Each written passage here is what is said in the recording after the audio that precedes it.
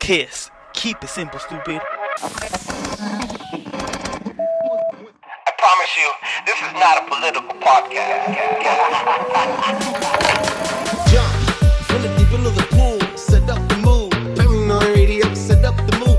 Paranoi radio, set up the mood. Paranoi radio, set up the mood. Set up the mood. Set up the mood. Set up the mood. Set up the mood. Set up the mood. Set up the mood. Set up the mood.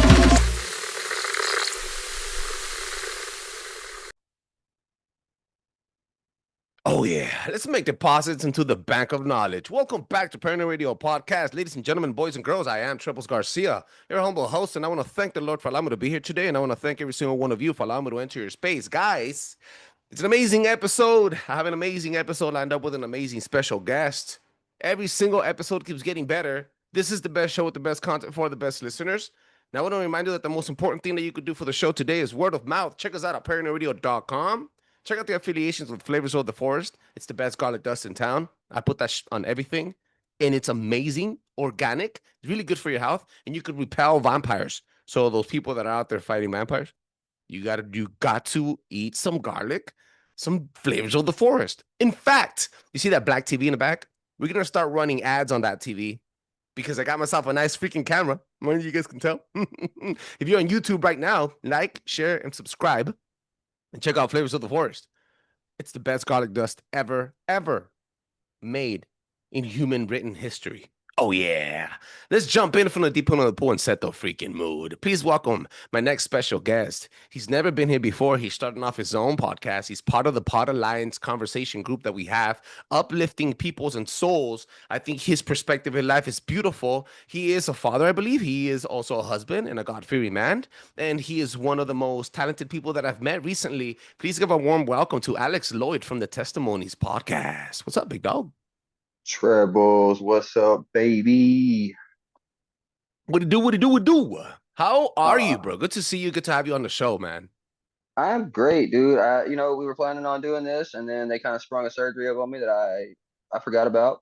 That was all me, forgot about it. And then they told me about surgery again, and I was like, all right, let's just see if we can knock all this out. So I may be a little sliced up, but I'm here for Paranoi Radio.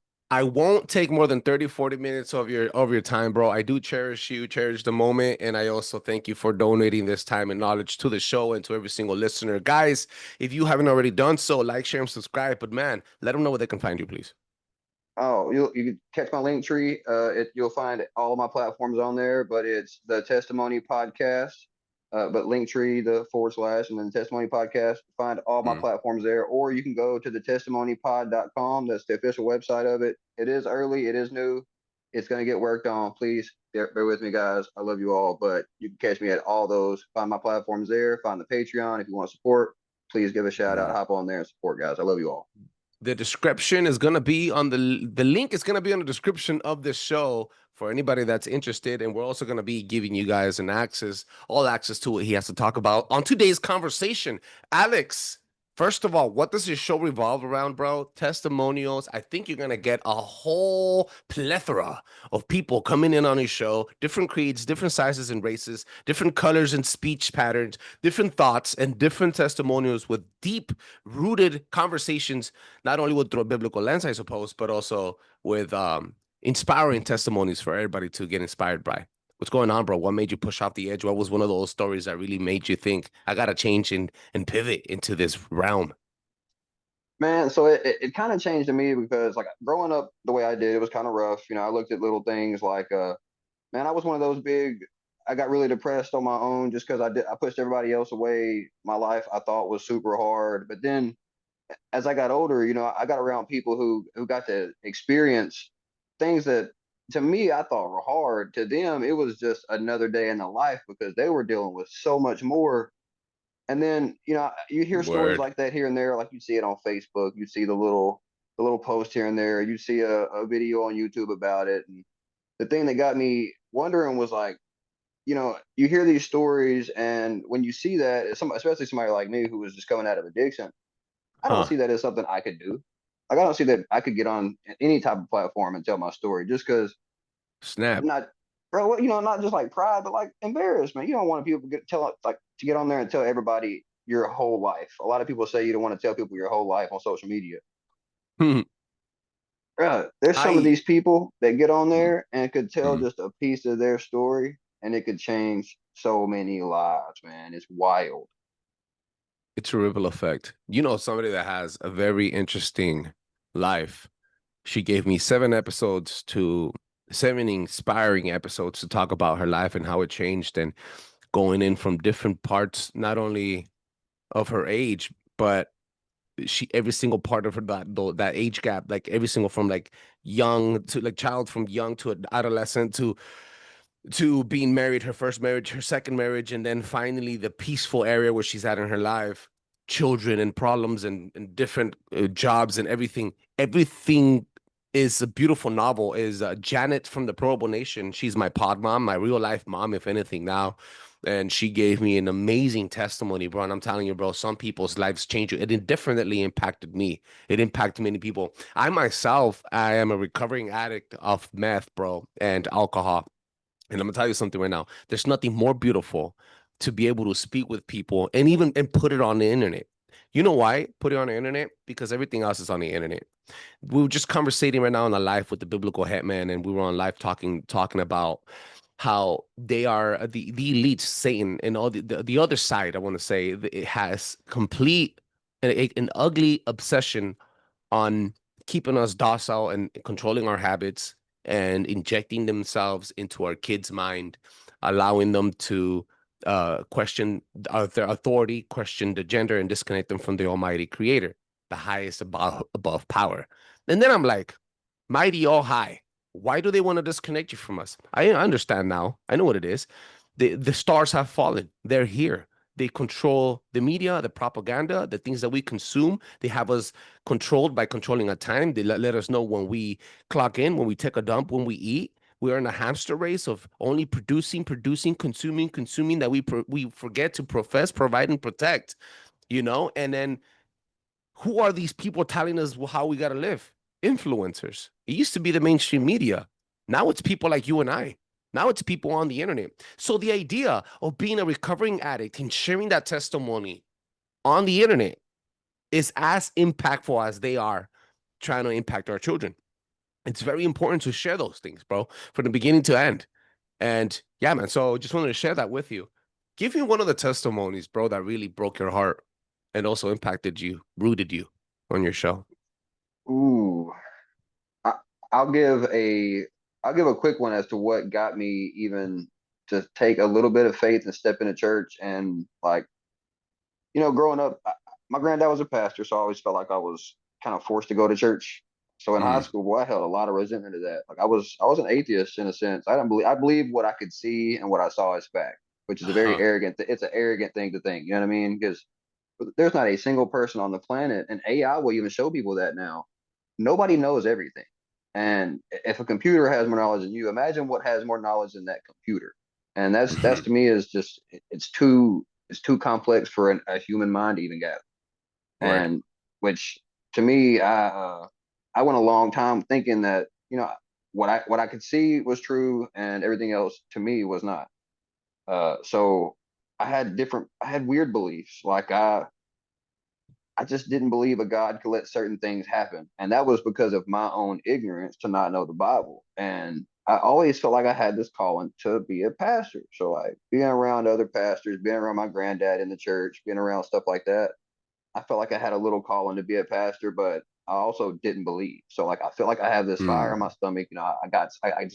I got to get into the church more, but I Mhm. didn't want to do it. And I started going to church with my wife. We've been together for a long, long time. High school Mm. sweethearts. I love her to death. Mm. And I was going to church as an atheist for the longest. And the church that I was going to showed me a different type of love. They showed me a family. So I started to have a little bit of faith. But Sounds I like a just, gang here in LA. That's what they do. They show you brother, brotherhood. They, it makes you feel good to know you got other people that care, man. hmm It's a hmm blessing. And so like that started to kind of turn my mind a little bit. Well, then I get to the point of where I'm like, all right, well, maybe my wife, she taught at the church since we got together. She had been like helping mm. with kids ministry and stuff like that. Well, I was like, maybe I should go ahead and give it a try. Before I even go to talk to the pastor, it had been on my mind. I just got to where I started praying, like me personally praying, because Mm. I don't know. If I didn't believe, why would I pray? You know what I mean? Word. So I got to where I just started praying, and I was like, I accepted that. I'm at work. I worked for this airplane service around here. We have crop dusters, the yellow planes that fly around and Mm-hmm. spray the grounds. So I was working for one of those at flight service, and this guy that had not been there all year. He had not been there the entire season. I haven't seen him since last year. The season's coming to an end. We got like 3 weeks left. And Mm-hmm. he pulls up, and I see him. I go out there and shake his hand and everything. And other than saying hi, the first thing he jumps into is, "Hey, man, have you ever thought about being a pastor?" He didn't know. I ain't talked to this man in a year. I have not seen him. He hadn't been at work, at least with us, in the whole year. So I Mm-hmm. just the first thing he's saying to me. He didn't know anything that was on my heart. So I'm Mm-hmm. like, it caught me off guard because now it's one of those moments. It's like, all right, I ain't trying to cry because I don't know what he's about to say, but I got to make sure that it's really God speaking and not just some crazy coincidence. I don't believe in Mm-hmm. coincidences now, Word. I'm a conspiracy theorist either. Yeah, yeah, it's just that brother. doesn't exist. Uh-huh. And so he gets me in, and he starts talking, and he was like, "Hey, man, well, I was put in this situation a long time ago where I thought I had the same calling, and I don't know if you have the calling or not, but I'm just gonna tell you my experience, and I felt like I missed that calling, and that's why I do what I do now. So like even right now, I feel like God's telling me to tell you that if you feel like you have that calling, take that step before you miss your chance." And Whoa. I was like, brother, all right, now that's when that's when I had to go ahead and I started crying. I couldn't handle hearing that because that's a different type of feeling knowing that, all right, this is something I've been praying about. I didn't know what was going on. I haven't seen this man an entire year. He ain't said nothing but hi to me. And then he breaks Hmm. into this. He's been here for Mm-hmm. 10 minutes and he's got me crying, talking about church, talking about Jesus, and about how his opportunity, his experience could also affect somebody else. That was the first eye opener. It was like, man, somebody else's story can change at least one life because it changed mine. That's when I took it serious. That's when I went into the church and asked the pastor. I was like, hey, if I feel like I have this calling, what do I do? I don't know how to pursue this. Yeah. I watched my granddad be a pastor, but I've never started trying to learn ministry myself.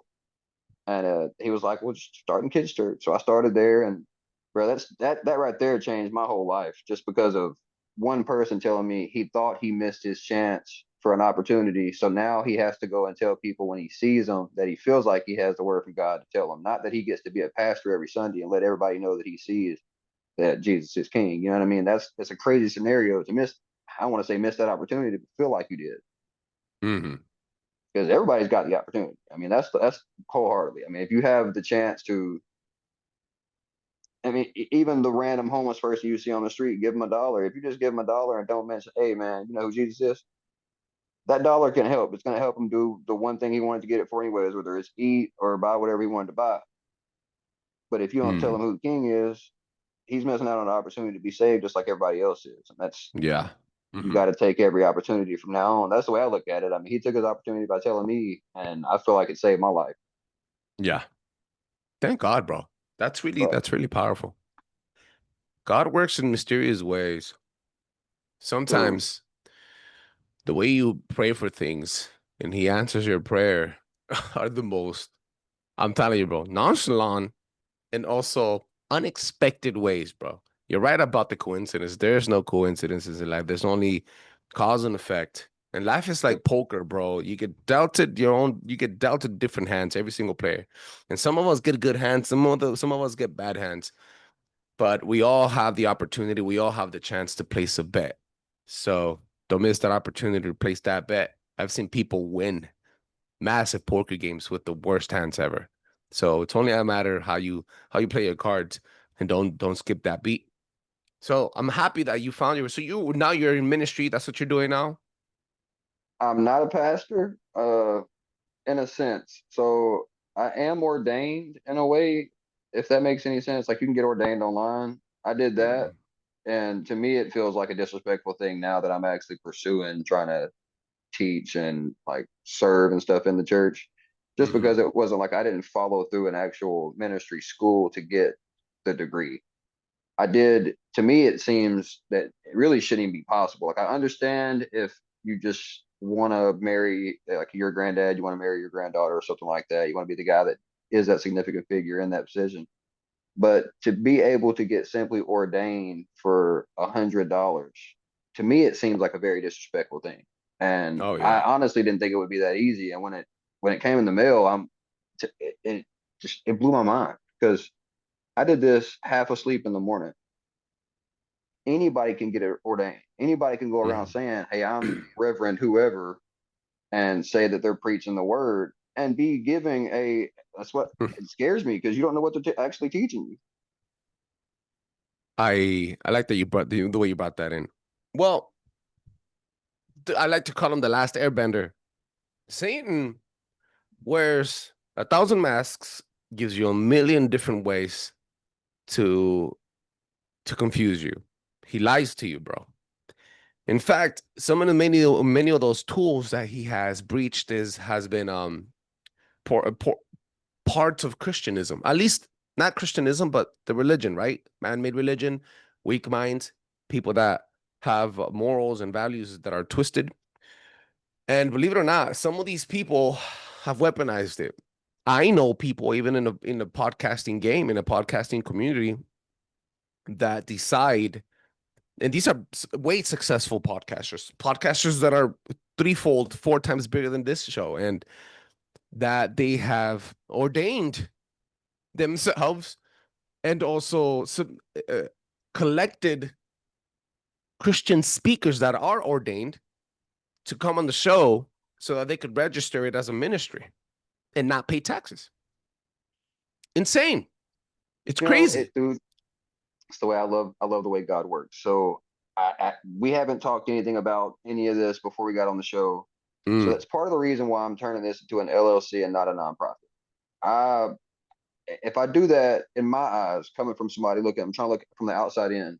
If I start a podcast and I bring these people on and it is a nonprofit, if I do it as a nonprofit, for one, it's going to seem like I'm asking people for money for other people's stories. And then to me, that would feel like I'm uh, taking advantage of these people. And that's not what I want to do. If I turn it into a business, I can pay them for their time. They can get paid. I'll have to pay taxes at the end of the year, just like everybody else who makes any money has to pay taxes. So again, mm, as bad as I don't want to do that, I could take the easy route and turn it to a nonprofit. But to me, it feels more wholesome and more understanding to y'all because say I do have like right now, I have a lovely group from our church and a few family members. I have a few fans that I would say support me because they know what I want to do. Like right now, my wife, you mentioned you thought we had kids, so we are currently trying. We've been mm, trying for 7 years, and still no luck. Kind of like my wife, she's infertile, and we're in the process of trying to figure it out without having to spend money on IVF. But mm, to me, it feels like we're running out of time. And if I take money that I've made through the business and I do pay for that and let y'all know that, like the fans, hey, I'm gonna start taking the chance. We're gonna start trying for a baby in any way we can. I'm going to take some money and do that. I can say that and know that it's not coming from a nonprofit and people think that I'm stealing from a charity. I'm taking from the business that I'm running and I'm trying to better my life, giving my wife a child because I know she wants that more than anything in the world. And to me, that feels more right for the people, the more right for the fans, the people that are gonna be supporting this thing to know that I'm gonna pay taxes too. I'm not gonna do anything shady. Any big money I spend, you'll know it because it'll be on camera anyways. Uh, mm, if I'm transparent, I feel like more people will actually follow this thing and support the people that do come on because I will be able to still have like GoFundMe's for the people that come on. So if you say I decide to come to California and film for years and you want to have people just donate to you because they support your cause, they support Paranoi Radio, they can directly support you. They can donate directly to you. It doesn't have to be a come through my nonprofit scenario and then me donate to you.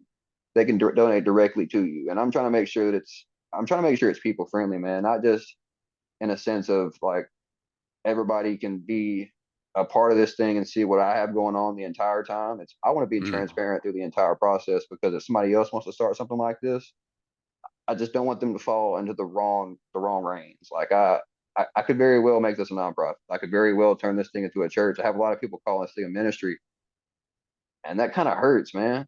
It's not that I don't want this to be a ministry. I don't want this to be looked at by Mm. anybody as an exploit situation, whether it be tax write off or me trying to preach the word. Matter of fact, I got a Bible right here. I don't know anything in this thing other than a few books that I've read myself and what I've studied here and there. Have I read this thing front to back? No, I'm trying to.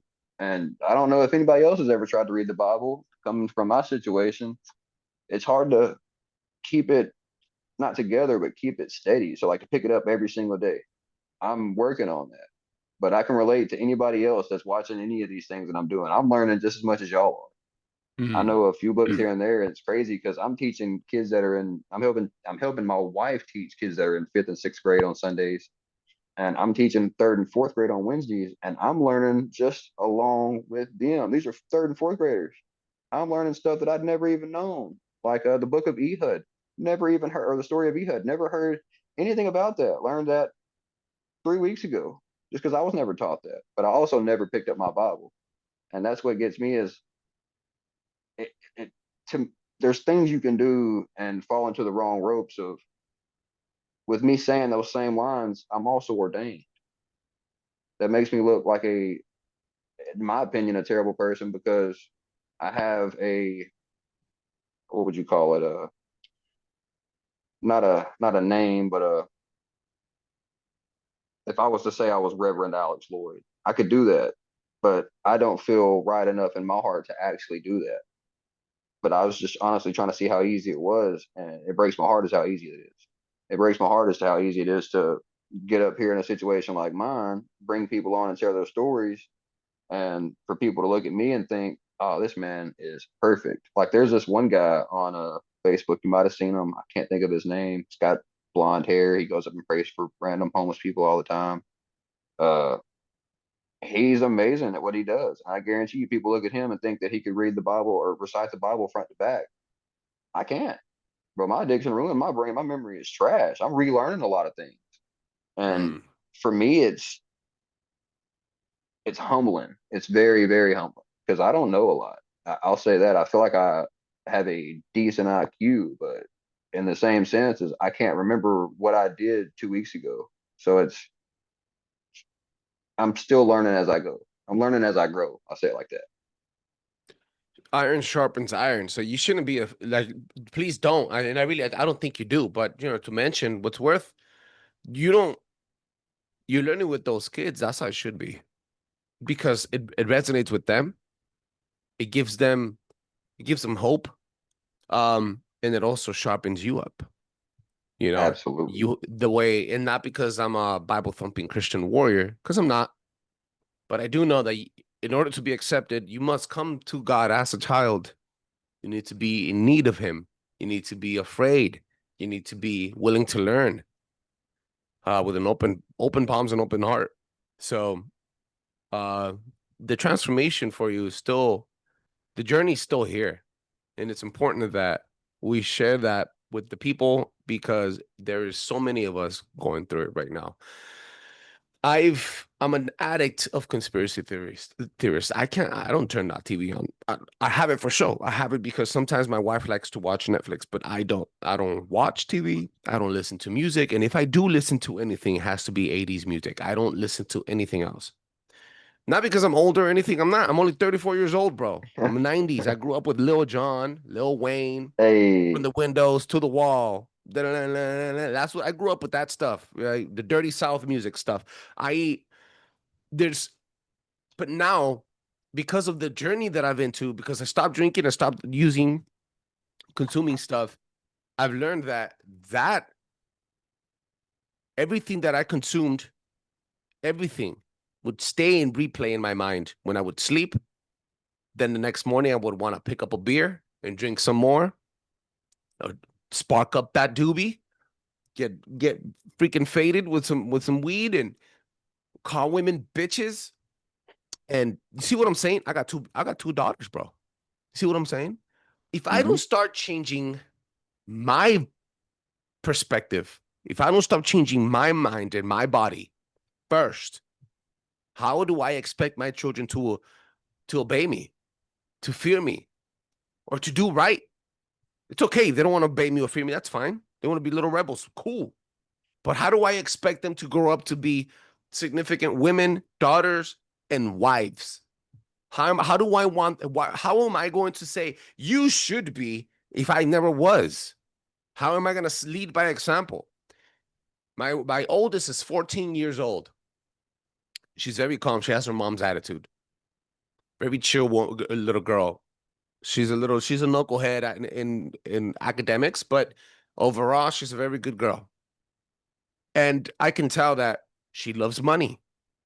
Right now, she asked me for a freaking purse that's cost $400. Her birthday, she's gonna be Oh, 15 November. And then I told her, $400 for a purse? Game. I'll buy it for you. Cool. But I'm not going to buy it for you. You're gonna earn the money.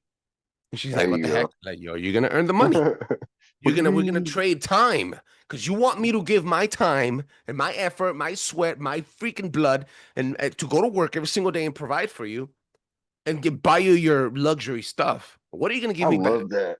I You know, love that, so dude. you're gonna give me some of your time, and you're gonna learn how much it is to get these first $100 in 4 sections.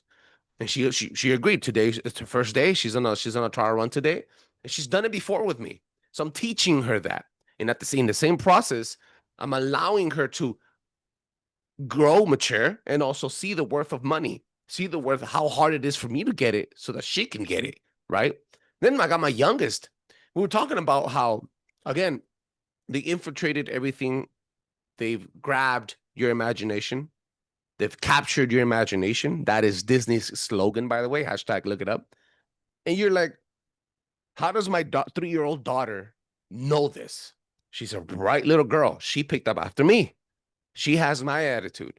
And I look at her and I'm like, oh, you're gonna give me trouble. And I'm looking at her and she knows exactly what the rainbow is. You know what's funny? She What's that? doesn't connect the rainbow to the Bible. She connects the rainbow to gay figurines and stuff on YouTube. Do you know why that is? Because I've allowed somebody else to influence her. It is my job as a father for her to make sure that she recognizes the rainbow as God's gift and God's symbol, not everything else. You see what I'm saying, bro? Oh, That's absolutely. yeah, man. That's so wild, dude. And it hurts because my wife teaches kindergarten, so uh, they'll have certain things that it's not that the school in itself tries to push anything. Uh, Mhm. that's a topic for a different conversation. Mhm. But it comes to where you have certain things that are instilled in these kids, and like giving them a tablet and certain things like that.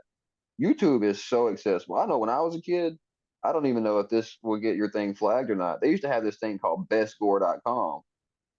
Dude, as a 13, 14-year-old, 12-year-old kid, I should not be watching anything on websites like that. But I was able to watch that because I didn't have parents watching me watch what I was on the computer looking at. I didn't have nobody over my shoulder seeing what I was doing and checking on me.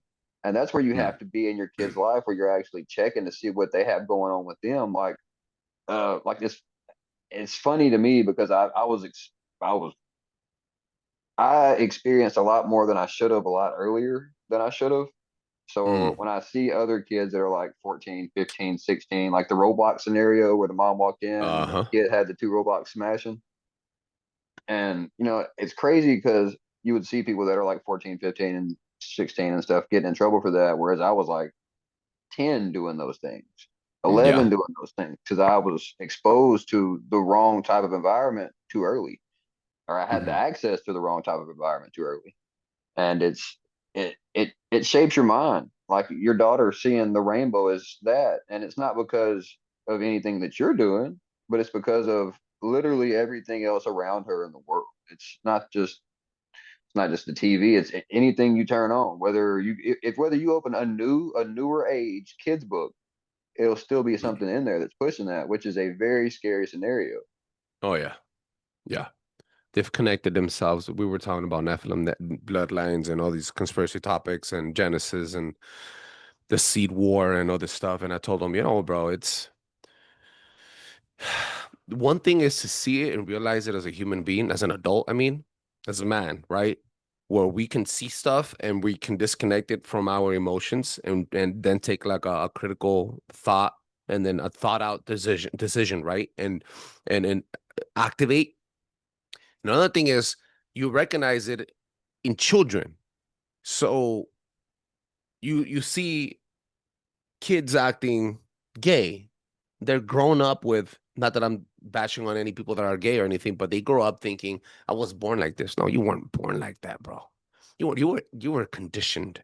You were influenced. You were brought up in that world, and there was nobody there to show you otherwise. The father of learning. Repetition is the father of learning. How did you learn your ABCs? Through song and through repetition. A, B, C, D, and so forth and so forth. Right? How do you know that the world is a spinning ball? Because that's what you've been taught. You haven't been taught anything else. That's what you've learned on every single thing that you've opened, consumed, watched, every movie, every song, everything is. Now you even have a space program with the government. You have NASA. This is how you know that the world is round. So if anybody else comes and tells you that the world is flat, whoa, oh my God. Your eyes glazed over and then you block. Why? Because you haven't been taught anything else. I'm not saying I'm a flat earther, guys. I'm just saying the point of the story is they repeat these things, erase history, control the narrative from a very young age so that then your testimony is never told, so that you never get to grow and be sovereign or at least have an intimate relationship with God. That's what they really want to do, disconnect you from the creator. And there's so many people living through that right now, bro. I remember when I Man, was a kid, it was so hard to get in contact with the internet alone. We had dial up and it would make that stupid sound. It would, if my mom in the other room would answer or pick up the line, she would disconnect the internet. You see what I'm saying? Get sound chopped like you're up. hitting the DJ. Bro, it was insane. We cannot, you know, I grew up playing dodgeball, basketball, skateboarding outside in the street, bro. Instead of being, my mom used to scream at me to get inside the house instead of going outside the house. Now I'm having a problem with my oldest where she doesn't have a social life except for social media, and she thinks that because you didn't get 100 likes on your post, you don't have a high status, as if that's what Ooh. gives you status in life. It's You know insane. what's crazy about that? You know what's crazy Mm, about that? mm, When as a kid growing up with like social media coming later for us. So like I graduated in 14 to where we had iPhones, but nothing like we have nowadays. To where right mm, now I can have four different apps pulled up. My computer's not going to crash. My phone's mhm, running into. My phone's not going to crash. I can look at like TikTok blows my mind because back in mhm. high school, the thought of to me it just seems crazy. The thought of watching a video for 3 seconds and then scrolling away seemed wild. We had Vine, but it was still like it was a new concept. Whereas nowadays, I've seen kids have a tablet, a phone, and be playing the Xbox all running, doing the same thing. Which you're you're developed earlier to, in my sense, it's like I feel like you're right in a point that it desensitizes you from, in my opinion, everyday life, real life. It's pulling you away from the things that are surrounding you. So like even just experiencing, like I saw a post the other day, it blew my mind, and I'd never thought about it since I was a kid, but you don't see kids going outside and building sketchy ramps anymore for bikes.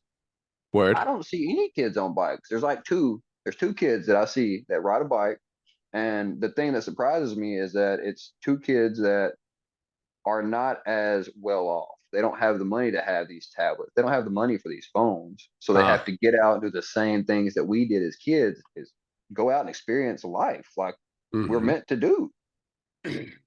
mhm. The advancement of technology works both ways, bro. People are saying, "Oh, the Bible could be a double-edged sword." Yes, the Bible can be a double-edged sword. Intent is everything. Then you have your computer devices here. You have every single piece of information in humankind, written history, in milliseconds at your fingertips, right here, right now. And it works for you to interact with the world. The thing is that it's also designed to interact with you. So it knows the highs and the lows of your dopamine levels, your heart rate, when your pupils dilate, when when you're wearing a mask, when you're wearing glasses, when you're driving, when it's night, when it's dark. It likes the stuff. You know how I know it likes the stuff that you like to watch at night What versus you got? at day? I could be at my bed and after 9 p.m., I go to sleep at 9, 10 p.m. because I wake up 2 to 3 in the morning to go to work. God. So if it's 9 p.m., I call it death scrolling. I'm death scrolling on Instagram, trying to look for the next post that I could share. You know what pops up? Only fans of girls. Ass and titties, baby. Do you know why? Do you know why? Because I've stopped and looked at it for a couple of seconds. Why doesn't it do that when I'm at work? Is it because of geolocation? Or is it because it sees how I interacted with it for those split 5 seconds?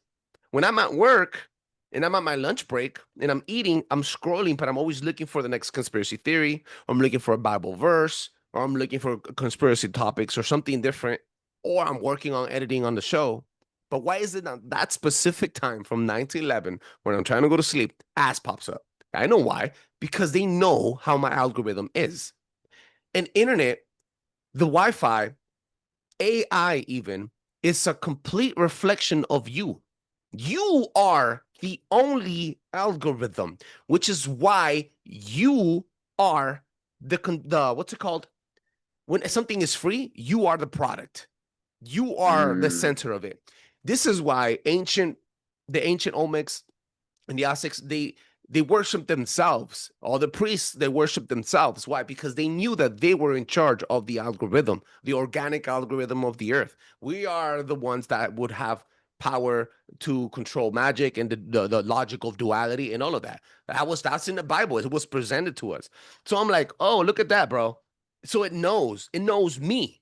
When I talk to my chat GPT, it knows exactly what I want to hear, what I want. This is why it's important to, when you caption and when you give an order to ChatGPT, you have to be non-biased and you have to reframe your order, read it 3-4 times before you ask the question. Because if you're not careful, it's gonna give you what you want to hear.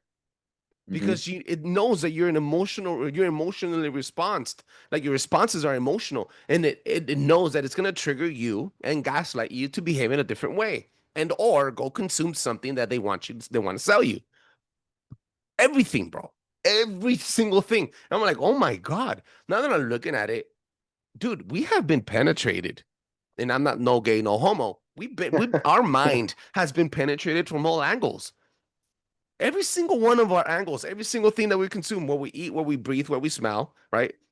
What we how we sleep, where we sleep, what we do before we sleep. Before, women would be opening books, and now they're opening TikTok. Yep. It makes I'm like, dog, what the heck? Everything gets thrown out the window, bro. And then, yeah, I went on a rant there. Sorry. And see, that's what scares me though, is like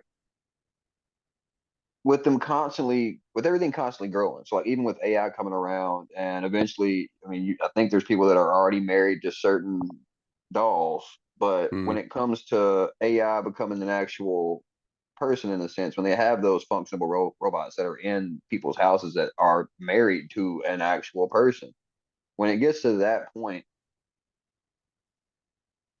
I mean, that's my biggest fear is AI taking over, just because to me, the human brain cannot compute, or even if you have 100 people in the same room, it's not going to be able to keep pace with artificial intelligence. And that's just one. So if it continues to grow and the computing systems begin to get smaller, I feel like it's just going to come to a head. But it scares me because, like, when we get to the point of them living with us and it being, if everything that is AI is able to be a promoted sense, so like if anything AI speaks to you is, like you said, trying to appeal to what you want it to say, what is it? What is it gonna? What could they possibly push? So like if you're laying in bed next to your wife, your AI, and she decides to say, "Oh, honey, I think we should go to Hot Springs," but there's a new casino open in Hot Springs. The advertisement comes through to the AI to go ahead and push that casino. The husband's just a normal person with a normal human brain that computes it as, "Oh, she loves me, wants to go to Hot Springs. Let's go check it out."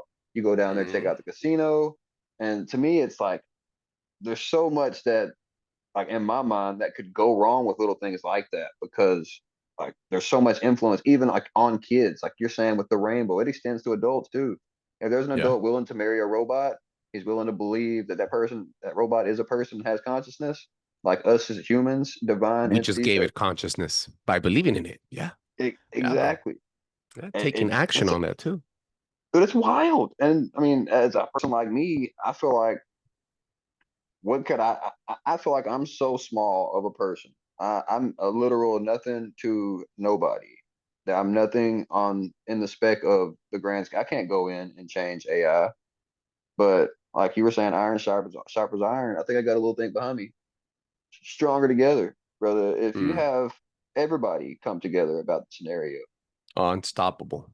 it's like ants. If you it's like one ant against, or it's like one badger against an ant hill. Who do you think is going to win that one? Hmm. Like Yeah. it's wild just because it's stronger in numbers. I mean, I think it was if you take all the kangaroos in Australia and you put them in, I forget which state it was, but everybody would have to fight like three kangaroos. I don't think it could happen. You know what I mean? Like it's just there's so Hey, many kangaroos, scenarios. for the record, kangaroos are beasts of animals, bro. They're free. They Dude, would beat your ass. I've only seen the ones in the zoos that look sick because they're not in their natural habitat. They just like Those how it's like those dudes are buff, bro. dude, you get the ones that's like the baby is in the pouch, arms all swollen too. Like, what are you doing in there to get big, bro? In there with a How much you dumbbell. lift, bro? It's nuts. Bro, we've criminalized the truth. We've traded uh what's it called? Community for comfortability. We've glorified it. No, no, no. We've worshipped being comfortable. We've traded freedom for safety, and the world is upside down. It is one insane life. That's why I always say, bro, you cannot do anything on a global scale, like you just said. I myself can't go out there and change the government, for example. I can't. Myself, I can't. No. All I can do is change where my 2 feet lay and worry about my household, where my peace, my kingdom, and the people I'm providing for. That's all I can do. And everything else starts moving into its own socket. With those words, bro, this refreshing conversation had to be done. I like the fact that we didn't have an agenda and we were all over the place. But we brought some philosophy, we brought some peaceful conversations and an introduction on the Testimony podcast. Let them know one more time where they can find you. Check out the link tree. It's link tree with the little forward slash, but the testimony podcast. Or you can go to the website at thetestimonypod.com. All the socials are on there. Uh, the merch is coming. So when you click on that, you won't see anything just yet, but give it 2 weeks. We're gonna have something on there, guys. And I want to say one thing before we get off here, Trebles, because I know we kind of hinted at the rainbow and the gay scenario and all this other stuff. I want to say something that kind of bothers me, and it'll be a good end to note because I don't like how there's so much hate being brought upon people that have not been in the church in a long time, but take the church and use that as an excuse to be mad about something else. Like, saw a post about a girl saying, on Sundays after church, don't come to the restaurant acting mad or something about the food and talking bad to the waitress when you just left the sermon. But Hmm. the church didn't do that to that person. That person has free will just like everybody else. So the person making the decision to treat you some type of way is on them, not the church. But another thing is when we speak about gay stuff and everything like that, like homosexuality, anything along those lines, or just even if we take it to the step of somebody, if they were a serial killer, the one thing I love about Christianity is the fact that we love everybody. Like there's not this one piece of I get it what you even a child predator. I hate what you did. I hate the mindset you have. I hate that the devil is stronger than anything you're trying to overcome at that time, but he's not stronger than what you were capable of overcoming with the help of God. But that's where the love comes in. And dude, there's no hate between that. I don't like people saying or ragging the church just because of things like church hurt, things they've had in the past, especially Hmm. things like people saying that Christians hate gay people. I don't hate anybody. I got close family members that are gay. It's like saying it's like a racist trying to say, "Well, I got the one black friend." I'm not gay myself, so I can't speak on it. But I can say Hmm. that if you come up to me and you tell me you're gay, it doesn't change the fact that I love you just as much as I love the next person. Like I don't know what Hmm. you got going in your life, Troubles, but I love you just because I know that you've been nice to me. That's all it takes is for me to love you is to be nice to me. You show me hate, I'm still gonna love you. I might have to struggle with it, but I'm still gonna love Hmm. you. And Hmm. it's a scary scenario for Christians like that. When you have somebody that thinks so bad about the church, I'm trying to tell everybody about God. God changed my life. God saved me, and a little bit of faith faith of a mustard seed. It's all it takes. If you could just instill that in one person, brother, that's all they need, because they might not have ever heard that. They might not have had that one person that was confident enough to come up to them and say, "Hey, man, you ever heard about Jesus?" And that's what I want. That's what I love about a platform like you got, Trebles, where I came on here and I was scrolling through past stuff. Like I was telling you, I've seen so many different variations of stuff that you've been able to witness on your podcast, but also been able to share. Like I'm learning with stuff that you're posting. And I don't listen to conspiracy stuff, but you don't always post conspiracy stuff. You post what you feel like needs to be heard. And I love that, dude. It's a blessing. That's why I love a platform like this. That's what I want the testimony to be. A platform where people can be heard, man. It's a blessing. The Testimony Podcast. The next big thing, make sure you check him out. Ladies and gentlemen, boys and girls, that is Alex Lloyd from the Testimonies Podcast. And you can find the link to his show on the description of the show. And also check out Flavors of the Forest one more time. And guys, do not forget to drop a 5-star review on Apple Podcasts and on Spotify. Here comes my sexy voice. That allows other people to enjoy the show as much as I enjoy making it. Peace. That was awesome.